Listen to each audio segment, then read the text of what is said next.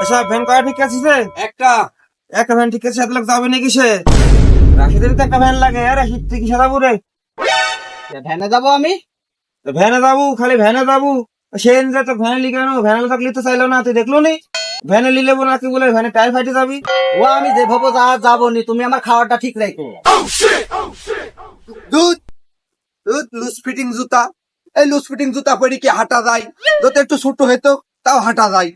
এ তোকে আমি হাজার হাজার মাইল হাঁটালি যাচ্ছি নাকি রে?